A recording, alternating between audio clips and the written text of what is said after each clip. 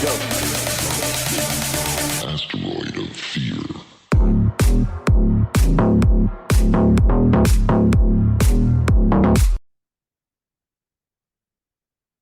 Hey everyone, welcome to another episode of the Men of the House podcast. We're going to freestyle it today, or as Kevin and Alan would say on Fridays, it's Freestyle Friday, although I'm going to drop this on Saturday. But we're just going to have a little conversation today. And yeah, I've got a lot of things I've been wanting to say. I've had a lot of time to think. And so this is where I'm going to say them. It's kind of a little personal update. You guys can keep up with me versus the guests. But yeah, it's a little weird hopping back behind the mic.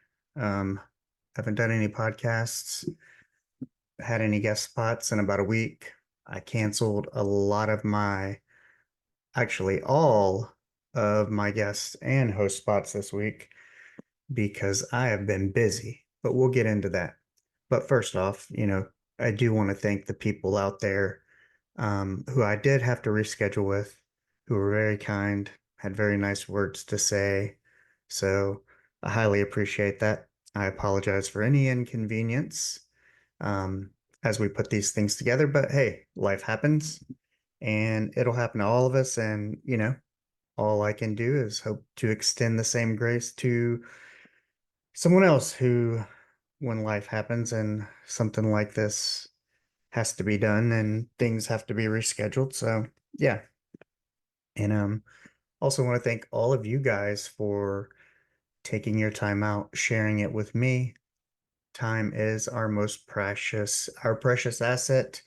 We do not get more of it. We don't know when it ends, you know, like having a bank account that you don't know when it's going to run out. So you got to spend it wisely and on things that matter.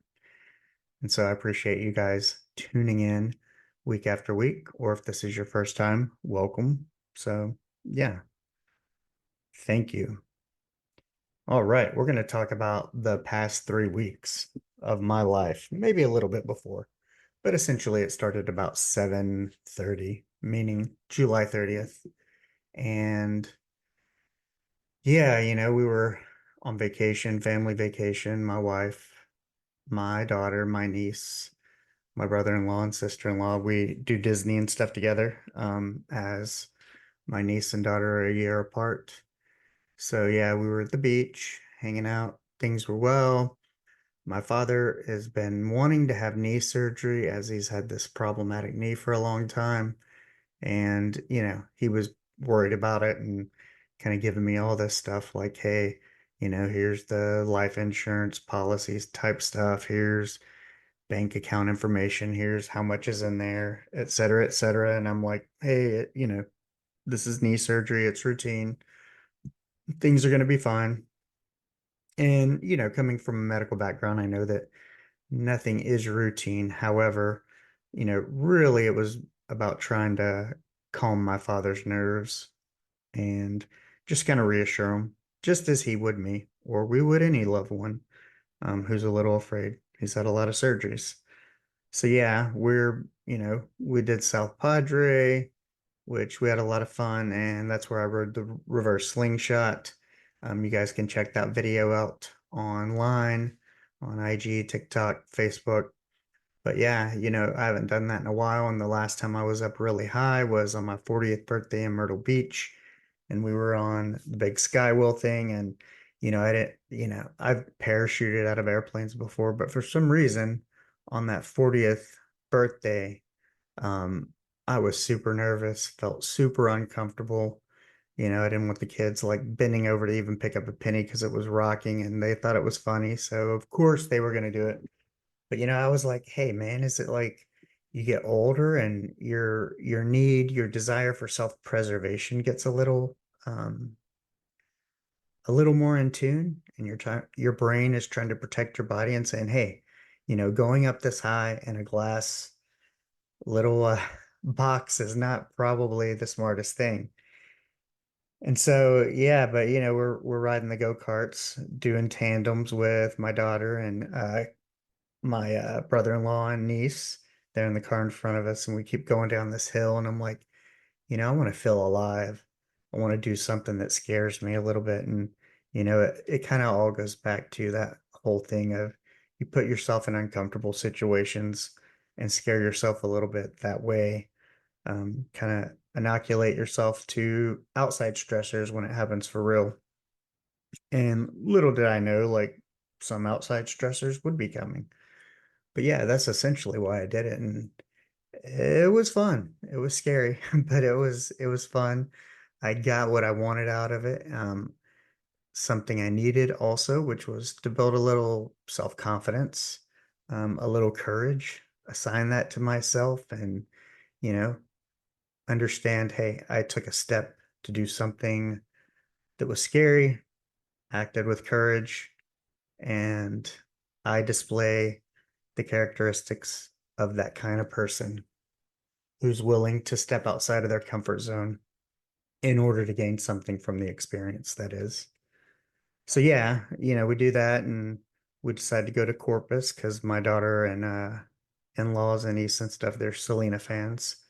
Um, so they wanted to go to the museum and we hung out there. And as we're leaving Corpus the next morning, we're checking out, literally walking down stairs with luggage. Gotta grab a drink here. And I'll hit the vape. A little bad habit here, but we're going solo. We're not with anyone. But anywho, we're walking down. My dad was set to have surgery on 7:30. This is the first or second, something like that. And my aunt calls and, says my dad was unresponsive all night. They're intubating him and transferring him to a hospital that's like 45 minutes from where we live. And so you can imagine getting limited information from a non-medical person. But, my aunt is very smart, very put together, very sharp, very, she is not a look like a 70 something year old. She's very fit. But, the point is that, okay, we have, like a 4 hour drive to the in-laws. We need to drop them off. And now all I can think, even though we were supposed to stay 3 or 4 more days, is, I need to get back because my dad's intubated. I don't really know the story. He's going to ICU. And we make it home. He makes it to ICU all within the course of a day. So I drive about 7, 8 hours, stay up all night because I couldn't sleep, because coming from the medical profession, I understand that if you go in for knee surgery and you end up intubated in the ICU, then something has gone wrong. So I'll just put that out there. And I'm not going to overly discuss too much because I don't know what's going to happen from here. But, my job will be to uh, get all the medical records from all these events and go through them and check out the facts as documented compared to the facts of what we can piece together of what actually happened and where it went awry and how it went wrong and who wasn't doing what they were supposed to. Um, because, I need to figure that out. I know my way through a medical chart and I'm going to look into it and, you'll understand why. But yeah, I need to, you know, and it's going to go along with something I'm going to say later, in that,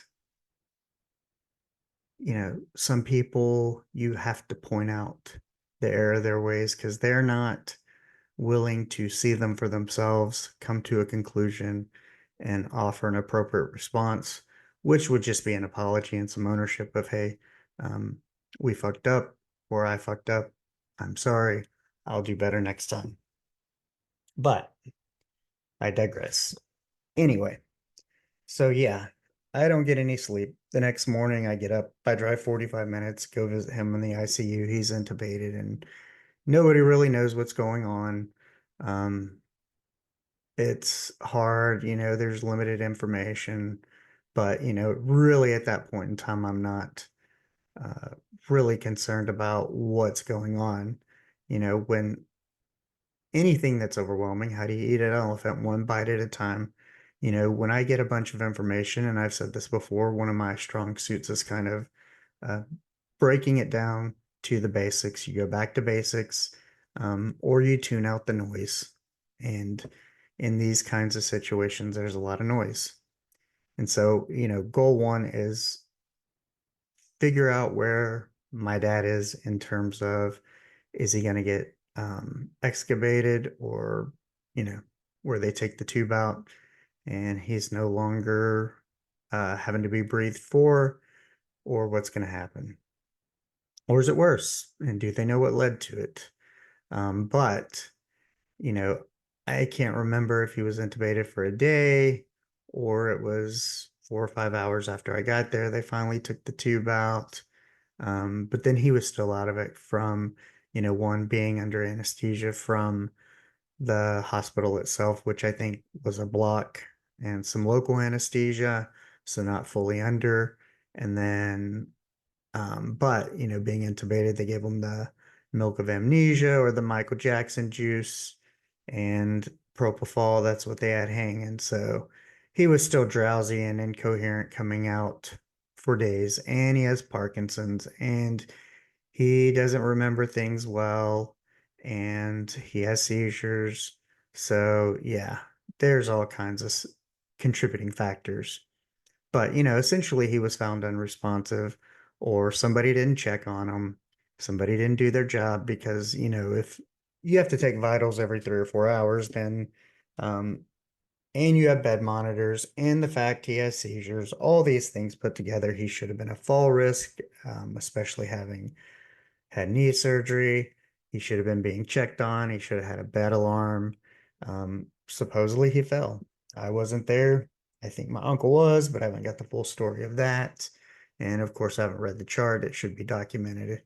Um, or he was found unresponsive, or was unresponsive all night, or some of the stories I got. Therefore, he was going to be intubated and moved.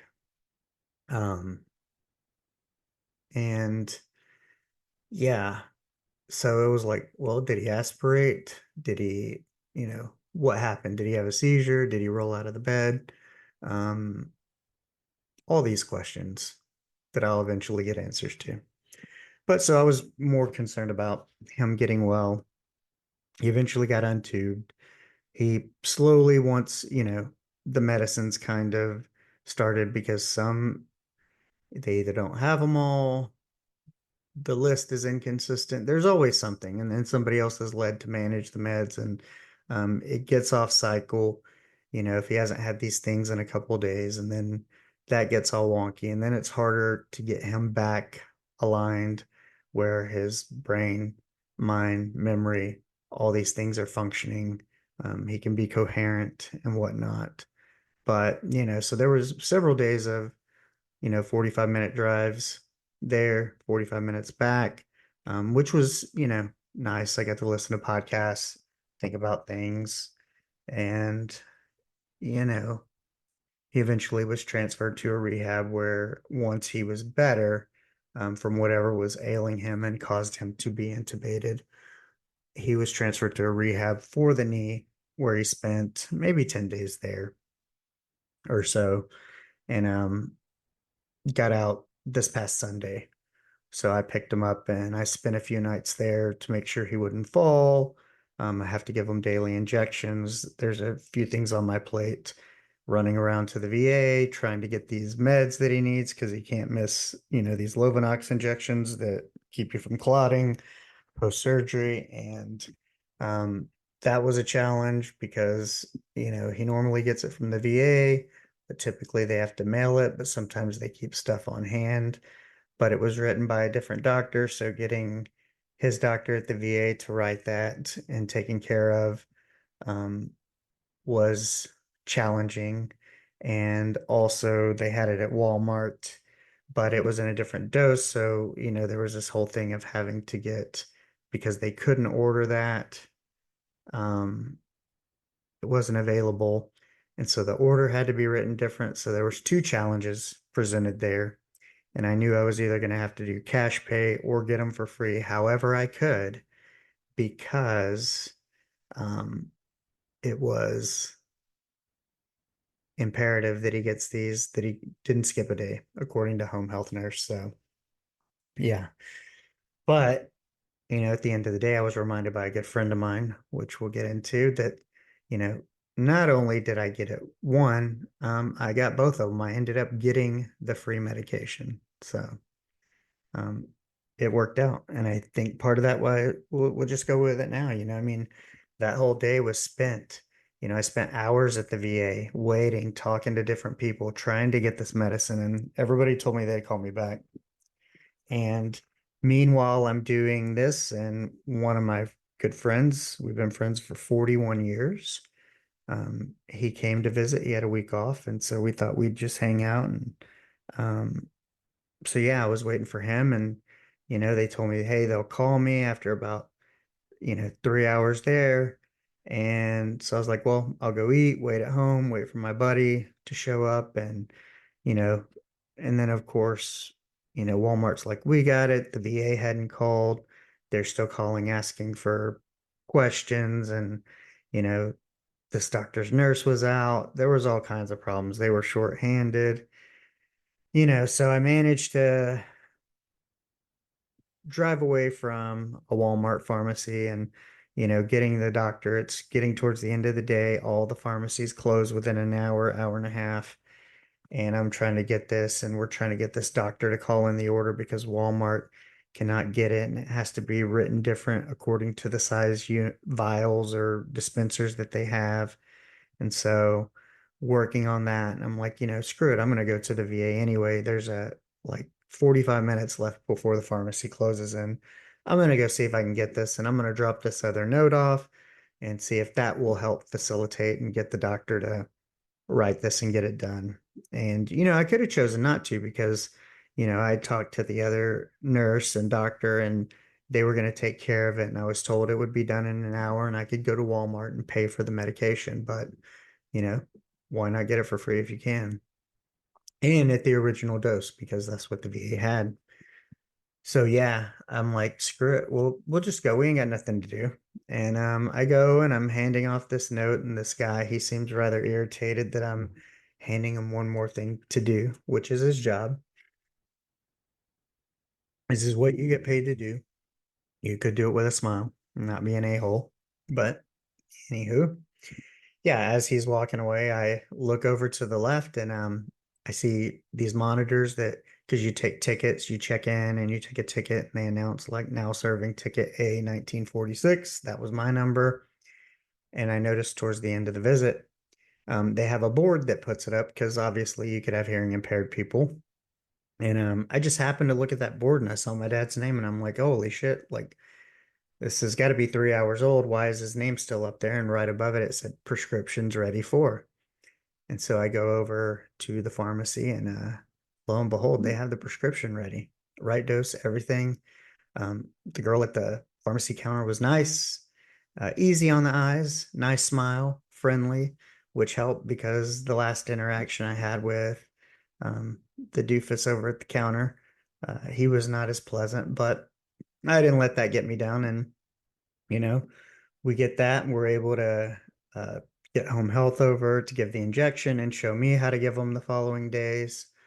But, and then Walmart calls and, hey, we have the medicine. It's written as directed. It's ready to be dispensed, et cetera, et cetera. And it was funny because, I spent all day running, and I was really tired, mentally exhausted because I started early in the morning and dealing with phone calls and doctors and home health. And, it's taxing mentally. Um, and my wife was kind of giving me a hard time, like, oh, it must be so tough doing this all day or whatever. And it was funny. And my buddy was like, hey, you know, really, he went above and beyond. Not only did he get, the medication for free in the right dosage from the VA, he also had it ready to go in case that one came out, and it's ready. So he actually did it twice. He procured, he went above and beyond. And, that's just me kind of doing what I do is I'm, if it's got to happen, I'm going to make sure that it's going to happen. How you do anything is how you do everything. I don't think I intentionally set out, but this is just how my mind works, my brain works, my mindset. So, you know, but I kept my vibrations high. I was in a good mood because I knew it was going to be a marathon of a day. So remember that when you have stuff to do.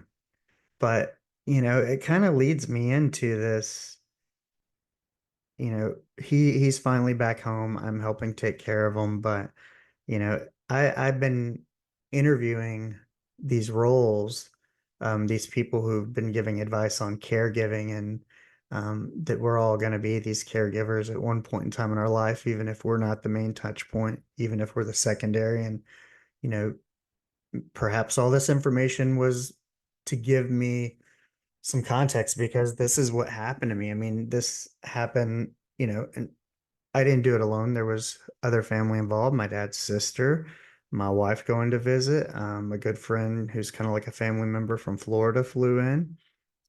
So my mother went and visited my father.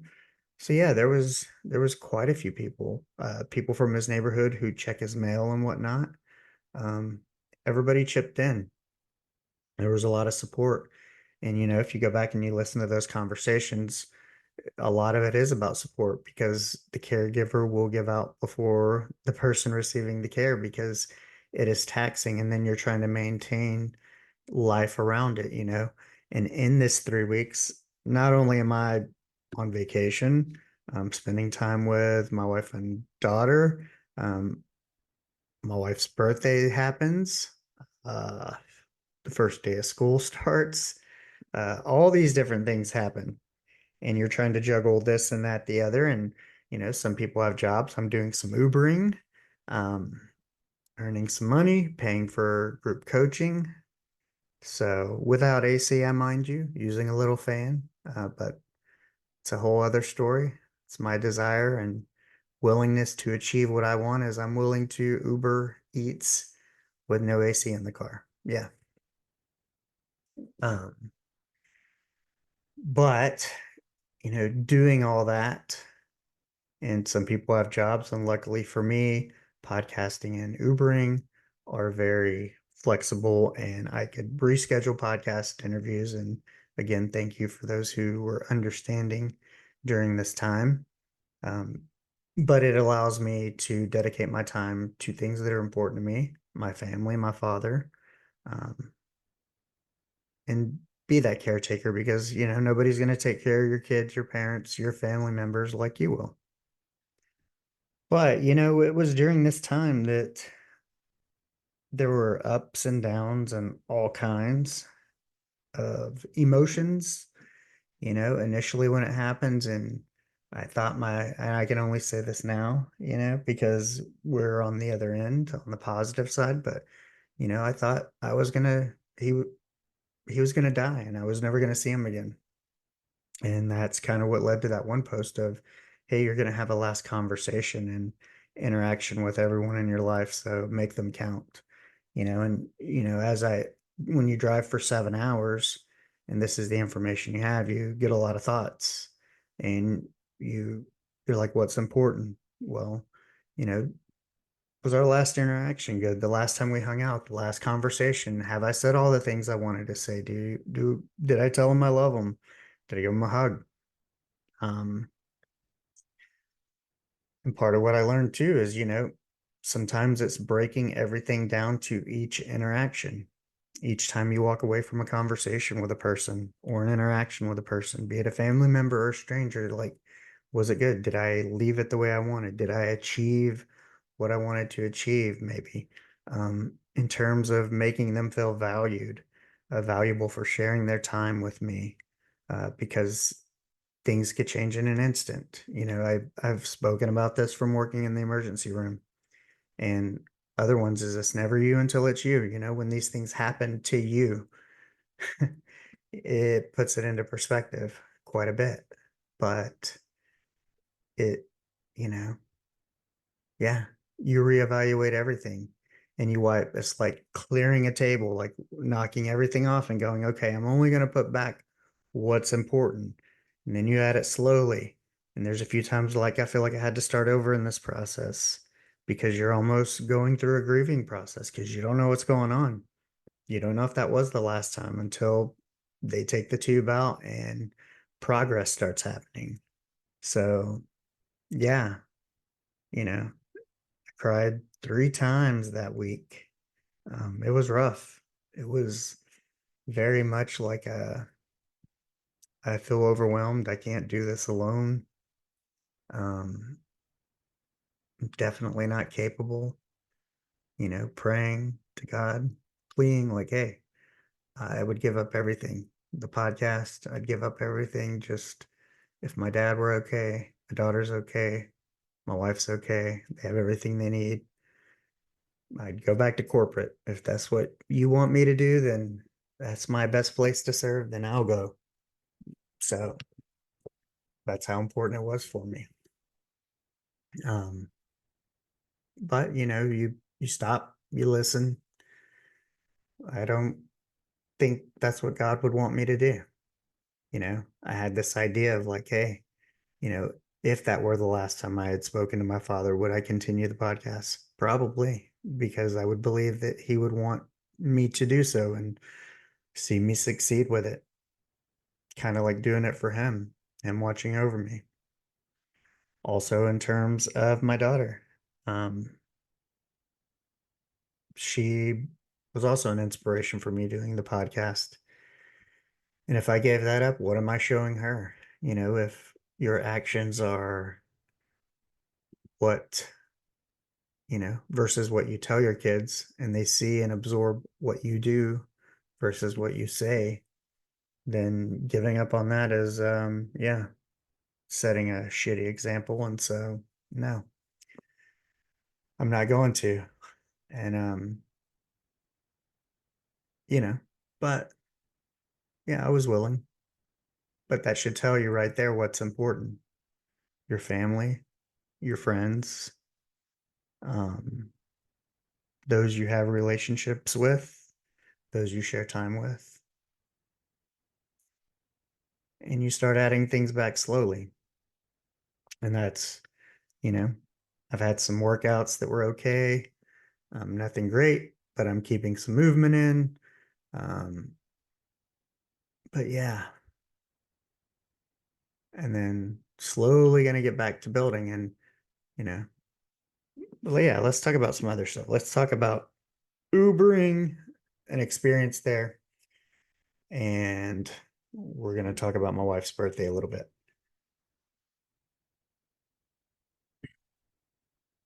So for my wife's birthday, I stepped out of the box. I'm usually not a very celebratory type person. Um, I'm usually like just buy yourself whatever you want with holidays, with everything. And I don't know if I'm sure I've told some people I'm actually excited for Christmas this year, like the festivities, not necessarily like gifts or whatever, but just the time, the festivities, the spirit, if you will. Feels weird to be excited about it. Feels a little scary. Like, oh no, I'm finally getting it. Hopefully, I get to stick around and see it. But yeah, I stepped out of the box and got my mom to pick up my daughter from school. And, we were going to have massages, which we did. And I just told her, hey, be, you know, we're going to go home, shower, get ready, and then I'm taking you somewhere. And it was funny because she kept asking, like, um, well, did you notify this person? Did you notify this person? People like she usually has lunch or dinner with on her birthday. Um, and I was like, no. And I'm like, I finally had to tell her, look, I'm taking you out of town.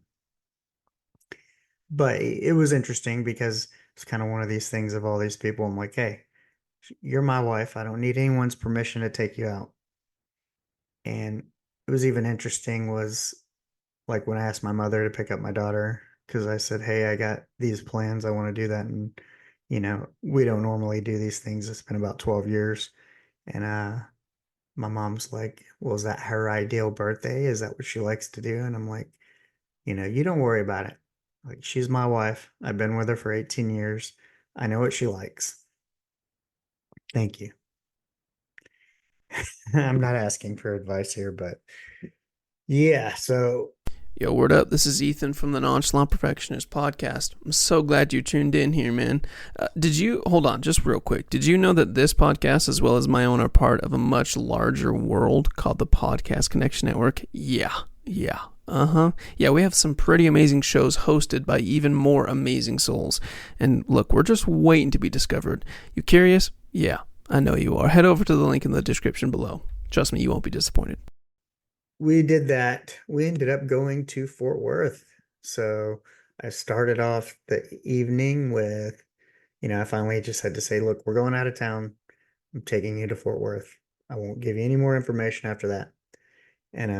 But then of course I wore headphones, listened to a podcast and whatnot because she couldn't know the directions. It'd give away the first place we were going, which we went to the Rim, which is a restaurant, and it was delicious. The vibe was super cool. My friend who come down, he was the one who actually recommended it as he worked down the road from it. But super cool vibe. Highly recommend. Food off the chain. Just wow. I had appetizers, you know, it was kind of one of those dilemmas. We were going to be doing something after, plus we had a 2 hour ride to and change. So we couldn't keep food. So it's like, well, but you still want to enjoy the food, even though you can't take it all with you. And if I had any leftover food, that's why. But it was all delicious. I had meatballs with burrata and bread, and then buffalo jumbo shrimp. Um, as my meal. And my wife had the Flintstone, which is a 2 pound beef rib that was just to die for. Fork tender, amazing flavor. And then we had this skillet cornbread, it was super bomb as well. And I feel like we had a few other things, but I know we took bread pudding, which is fantabulous. We had some of that before it even left the table in the to-go box because it was just that good, even though we were stuffed. And I think, yeah, I had some like for 2 days because it was pretty meaty, pretty substantial, very good. But I think one of the biggest parts of it also was just the vibe, the people, the waitress Tracy, the chef Jay Souders on IG and Threads for sure. The host, don't remember his name, but great guy. He loved my shoes. And yeah, they were just awesome. Great, great energy, great at their job, cool, uh, super genuine in two terms of ensuring that we had a good time because it was my wife's birthday. And then I handed him a podcast sticker, told him each had a podcast. And thanks, Jay, for um, the follow and whatnot. And yeah, I posted and shouted that out because, it was really about the energy in them as people. And, this is what they do for a living. And, chefing and waitressing and stuff, if you take it seriously, it's one of these things where you're serving and making other people happy. And you kind of get immediate feedback if you did a good job. And your aim is always to please. And they did it well. So they were very cool and high energy exchange, made for a great evening. We headed on over to Whole Foods and walked around, and then we ended up going to downtown Hyenas in Fort Worth and saw Uncle Laser. I do not remember the two openers. One guy with a cowboy hat, another guy, I remember his 49.99 love candle thing. If you're listening or if you heard it, you know who he is. But awesome show, great show. We were like right at the stage. Even the MC or host was great. Cool couple sitting next to us, but a lot of fun. Interacted with a few of the comedians. You know, it was nothing too crazy. I know my wife was more concerned about being interacted with, especially since it was her birthday, but we didn't let that cat out of the bag. And then, of course, it was super cool to, grab a shirt with a signature and some stickers and also grab a pic with Uncle Laser. And, we were the last people in line and they just happened to shut down the lights because they were getting ready for the next show wherever the you took pics, so we headed on over to the stage and got a pic. So that was really cool. Really fun refrigerator worthy pic, thanks to the comic who took that. Um, yeah, high energy exchange, great show. Laughed my face off. My cheeks were hurting. Uh, just had a great time. I hope my wife, hope you had fun, babe. It was a step outside the box of we hadn't seen a comedy show since Sebastian Maniscalco in Austin. So yeah, you know, I hope she had fun. I had a great time and had a great time kind of doing that for her and just, remembering, hey, after 18 years and we can still go out and have fun. And we did. We if we'd stayed local, we would have went out to eat and it would have been okay. But and maybe went and saw Twisters, but this was way better. Way better. But that brings me to kind of Ubering. And I'm back at it, enjoying it, trying to earn some money for business coaching, um, and my group coaching, which I do. And so, like I said, I've been delivering without AC, which sucks. And my Whoop band shows you how the heat adds strain to your body because even with, maybe some trips up to the second floor with cases of water and dog food in the heat, having no AC when it's 106 out, yeah, it's taxing. And it made me realize, hey, old people can really, um, or even older, kind of healthy people, if you don't hydrate right, if you don't recover right, then yeah, you could really do yourself a disservice. I mean, I noticed how little I was peeing because as an Uber person who drinks a lot of water, I know all the best bathrooms in town. But yeah, what really stuck out was I had this really bad interaction, sort of, as the delivery driver. And, this is for everyone. Help me to help you. Look, I love Ubering because I love the service component of it. I love making your life easier doing something you don't want to do, especially it's hot outside. Um, I'm not complaining if I accept the amount that was offered to go do this job, then I'm not complaining about it.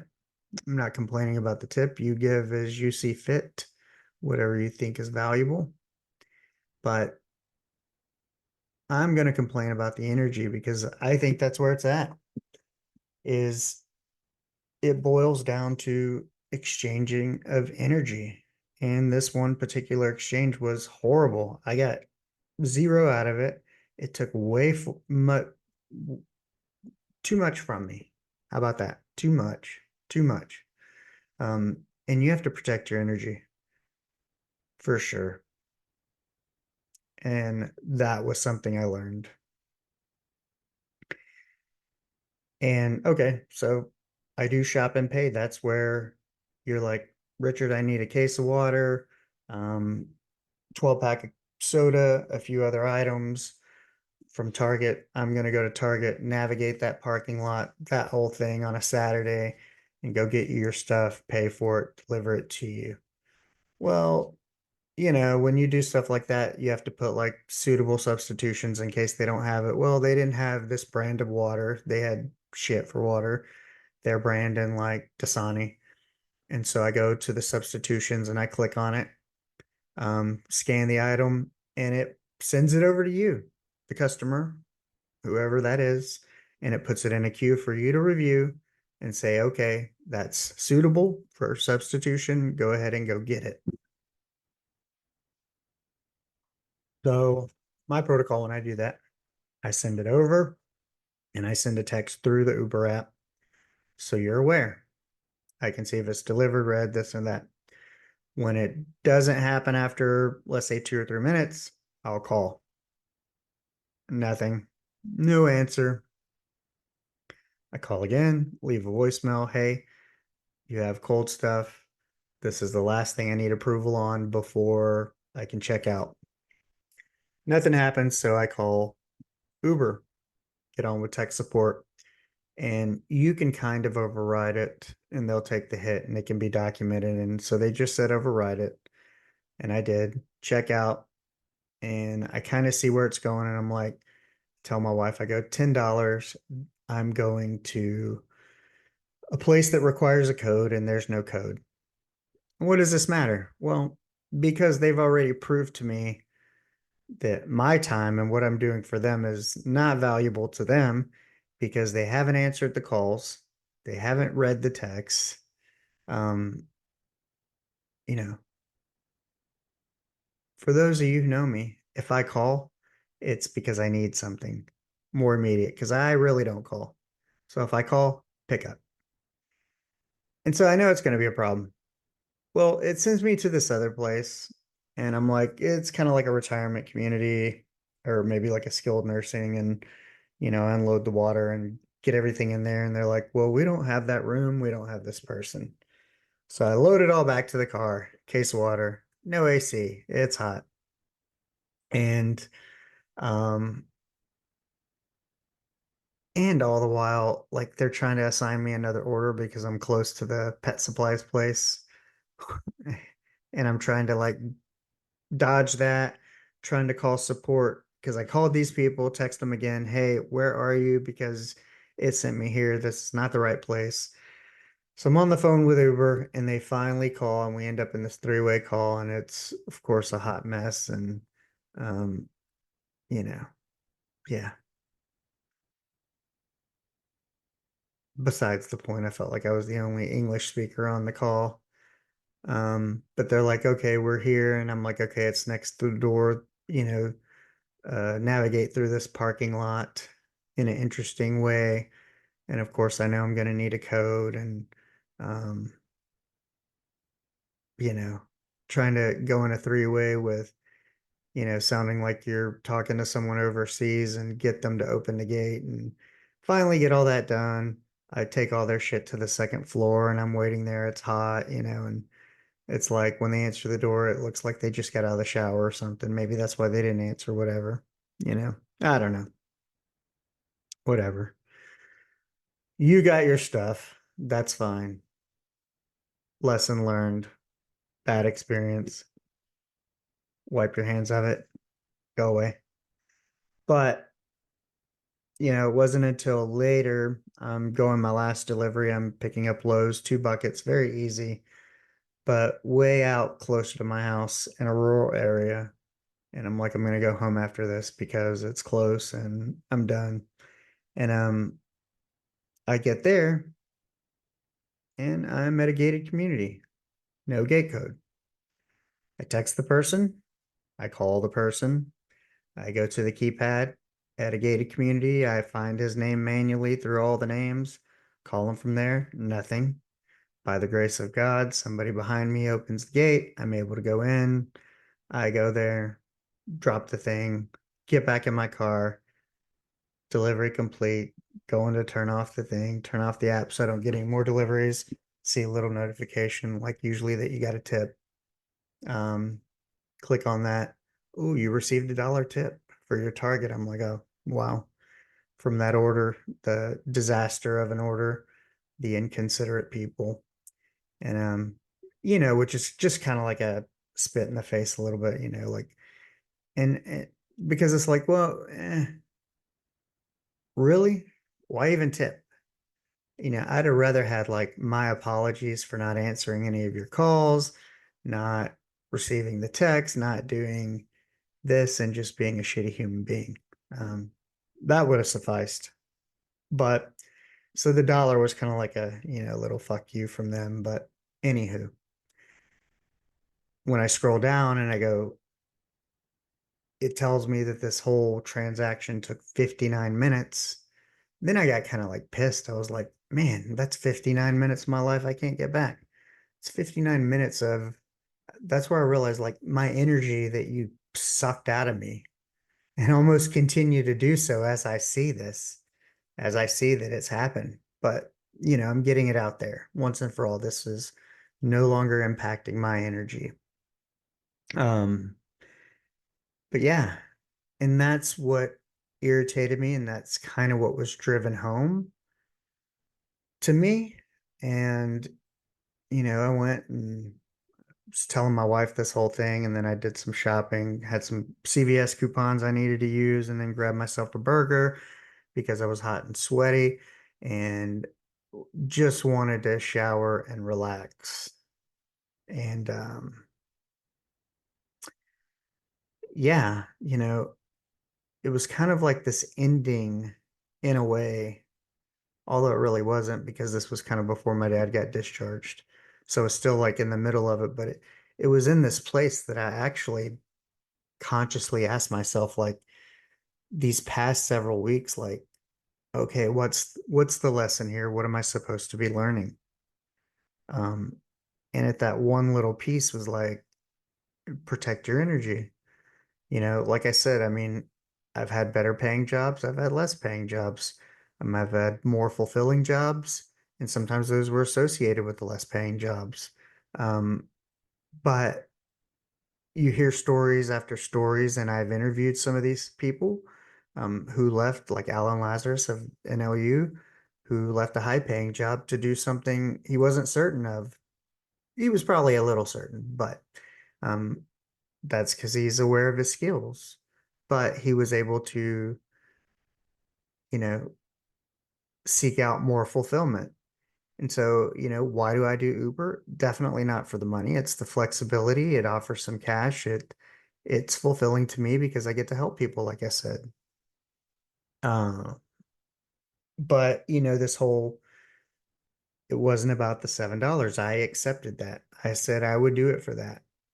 So it wasn't about the money, but it was about the shitty energy, the inconsideration, the other people just participating in a lower vibrational level than the rest of the world.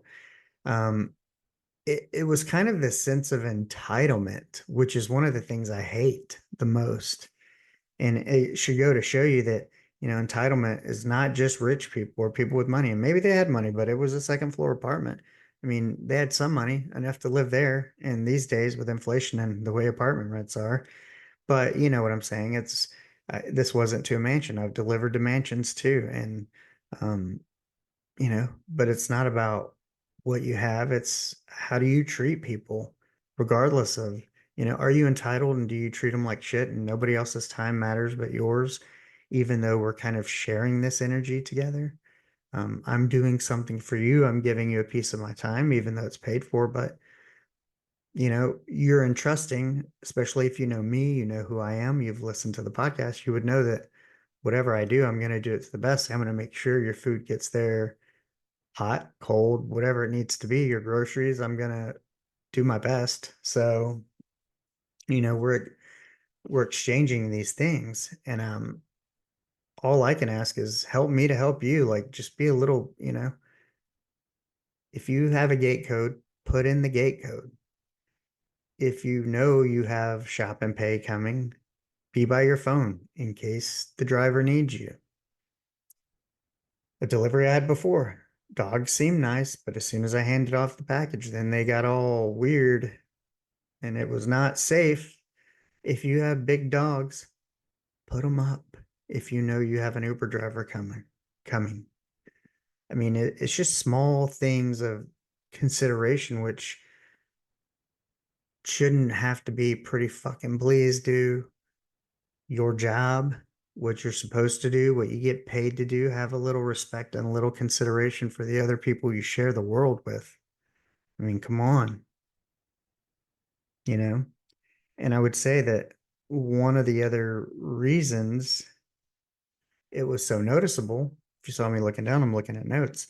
Um, it was so noticeable was because this was the day after I took my wife out to the Rim and Uncle Laser, and everybody was on point, and everybody was nice, and everybody's energy was good, and everybody was there to serve. And you see what the world is capable of and what an experience is capable of being and possibility when you have great energy.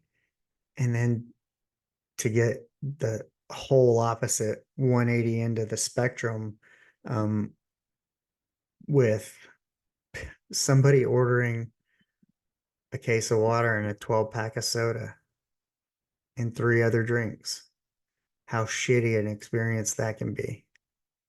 even though you're getting paid for it. So, yeah, protect your energy. Um, and if you're that person who's inconsiderate and entitled, now you have an understanding of how it impacts people. Take note, change, be better. You can. I say go out and be the person you want to meet. Unless you want a dose of your own medicine, then maybe tighten up, be a little bit better person. But yeah, during this whole time with kind of having to clear the table, like I said, and get back to basics, it's like what's important? Friends, family, um, having my buddy come down, and just hang out and spend time. That was great. And, I said I struggle sometimes, like, hey, I'm willing to give up everything, podcast included, for my family to be okay. And I would. That's what God or the universe wants. And then I ask again, and we'll be like, hey, um, especially since I haven't been on the mic, I haven't interviewed anyone in a while. I feel nervous. I feel rusty. So it's like, ooh, do I want to go back to doing it? It feels almost like something I used to do. And I ask, hey, God, is this something I should be doing? And I got a message, and it's funny was, I asked that question and I get a little response or a like on social media of somebody I went to high school with who's like, hey, I've listened to every episode, and it's cool to see the progression of kind of where you started, the content, and where you're at and how it's evolved. And I was like, well, thank you. Like, that's one of the things I'm most proud of is the progression. The progression, having the courage to start it, knowing it's not going to be good, and being self-conscious and not being able to be as vulnerable as you want. And then to where I'm at now, and I'm more comfortable, just like after getting going, a little more comfortable speaking, not as nervous, way more open, way more vulnerable, because, in order to be the person I want to be, um, those are the qualities I need to have in order to get the most out of an experience, whether it's group coaching, one-on-one coaching, um, interactions with listeners, interactions with interviewers, or guests that I'm hosting. That's one of the things that I have to do. But, you know, hearing that and having somebody else see that was like, wow. Um, and I wrote back, like, I'm excited for what's to come and the possibility of the future, what's to come. And he's like, I'm excited to see what's to come. And I'm like, well, there's your answer. You're going to keep podcasting, you know, because he's a truck driver. Shout out Evan. Um, Gives him something to do. And I appreciate it's interesting to, you know, because this was a small town, and yeah, we knew each other from kindergarten, and I can remember him coming through the clinic when I managed the clinic. And yeah, it's just interesting and because I haven't really Facebooked my entire life until I started the podcast, like catching up with others and seeing what they do now and versus what we all thought we were going to be when we were kids and whatnot. But yeah. So thanks, Evan, for that. I appreciate the compliment, um, the kind words, the encouragement, and it does a lot for me. Even though I don't, I think I can validate myself and don't really look too externally, but when you serve people, external validation matters a little bit. When you're wanting to put out good content, valuable content, you want to know that the audience is receiving value, whether it be from the guest or one of these individual conversations. But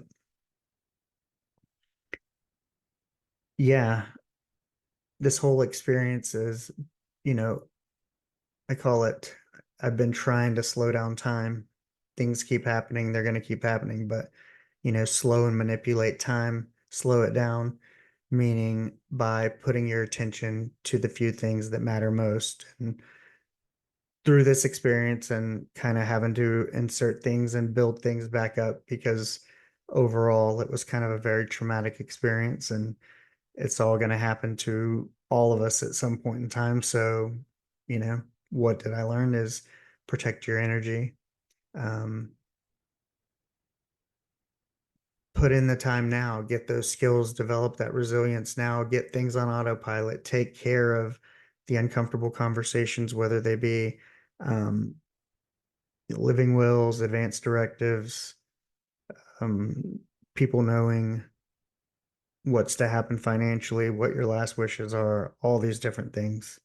So you're better prepared because life will continue to go on even while you're doing this. And, you know, much respect to people who are full-time caregivers and have um, much more difficult jobs in terms of they have to be there and they don't have the flexibility that my wife and I do. You know, I know it can be difficult, and I know there's a lot of parents and kids who take care of elders and whatnot that go through this. And, my hat's off to you. Keep doing it. And remember, you can go back and listen to some of the other episodes. There are resources out there. Find them, pour into them. Remember to fill your own cup. And I'm glad kind of, one of my last things we're going to end with is the private accountability group. We have a definite yes on one person, I believe Judah, and I got somebody on the fence. I need another person, another two people who are for sure that want to test it out. But, it's been slow to go and get up off the ground, but I'm actually kind of glad only God and the universe knew that these kinds of things would be happening. And, having that not take off in the way I wanted was actually a blessing because it allowed time to stand still for that little piece so I can focus on the things that I need to focus on. Getting back into podcasting, taking care of my father, and we'll go up with that. But I do need a couple of people. So please reach out. And when it becomes a paid service, 20 bucks a month to start, $5 a week for a call to be part of an accountability group. That's one Starbucks a week. If that's your thing, you can give that up and be part of a group that you can be accountable to. You can express what you need to in terms of how you need to be supported for accountability, possibly get some ideas for things that you're looking to strive. Um, that's the point of a group. And I'm actually going to consider doing it in a two-tiered way, meaning that we might have a private accountability group, but if you feel more comfortable with one-on-one, then it would probably be a little different in cost and cross that bridge when we get there, but not a huge discrepancy. Affordable and realistic. If you're more comfortable with one-on-one, then we could set that up. But yeah, I have my own group that I'm accountable to, and I apologize to that group this week. I was unable to make it, and that was because of everything that was going on and having family here and my best friend and having to, you know, take advantage of that time and spend it. So I get to go back and watch the recording. But yeah, I like to show up for everyone and I'm accountable to them. And so that's what I want to do for you is be your accountability partner.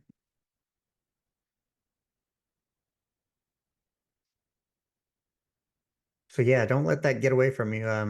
It's a great opportunity, and that's the only thing possibly stopping you from reaching your goals is maybe you have the action, but maybe you just need an outside source to be accountable to, a little motivation, somebody to hash something out with, or just express it, somebody who knows the struggle, somebody who has to be accountable to themselves um, and others. So yeah, definitely reach out. I'm ready to get this going full speed ahead. And like I said, $20 a month is probably what it's going to be to start for group, and it won't be much different outside of that for one-on-one. A little more, just because it will require much more from my scheduling point of view. But yeah, I think it'd be great for you. Whoever you are, no matter what it is you want. I don't care if it's you just want to walk 3 times this week and you need somebody to hold you accountable to it, or if you want to launch a podcast. I know a thing or two about that as well. And while I'm not going to walk you through all of that, I'm definitely willing to help. Hopefully you have an idea, but I can definitely help keep you accountable to the steps that are going to keep you consistent and going. Because I can tell you, this is going to be up no matter what. I'm making it happen no matter what. And this is regardless of all the cancellations and things I've had as a result of this. So I actually have an episode in the bank I could have released, but I wanted to release this because I wanted all the listeners to kind of know what's going on, and for all those wanting some accountability, and for people who are just looking to kind of get back to basics and remember about what's important. Whether you're serving people, or maybe whether, next time you order something through Uber, I hope you think of me and think, hey, did I put my code in? Did I put directions in? Am I being mindful of my participation in this dance we call life with each other? But anywho, it's time for me to go out and serve people, get my Uber on. It's a little cooler today. I'm excited, but I hope you guys enjoy this episode, and don't forget to reach out and go out and be the person that you would like to meet. Bye-bye. Peace. Well, that's a wrap. I hope you enjoyed the conversation. Please remember to rate, review, and subscribe wherever you get your podcasts from. Remember, go out and be the person that you want to meet. Let go.